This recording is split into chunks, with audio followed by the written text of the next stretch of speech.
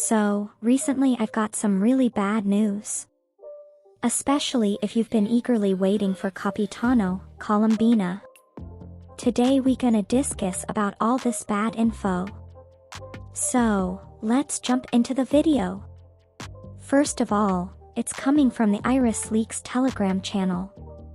In his first post, Iris mentions that Columbina isn't coming in version 5.1. But we already knew that, so that's not really a surprise.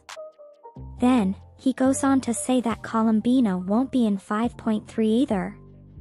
This is starting to get concerning because, usually, characters are hinted at or teased before they show up in the game. And then, in the next post, Iris claims that Capitano won't be playable in any of the 5.x versions of the game. I mean, we've heard this rumor before, but hearing it again definitely makes me a little worried. So, that means there will be no playable Harbingers in Natlan. Let's talk about Columbina's situation for a sec. If Hoyoverse really planned to release her, don't you think we would have seen her in the Natlan trailer by now? Maybe heard her say something, or at least had another character mention her. Like how Capitano was hinted at in the past. Speaking of Capitano, if we look at the last two regions, we got a playable Harbinger each time, like Wanderer in Sumeru and Arlecchino in Fontaine. But in Natlan, it seems we might be facing something similar to the Inazuma situation, where a character shows up but doesn't end up being playable.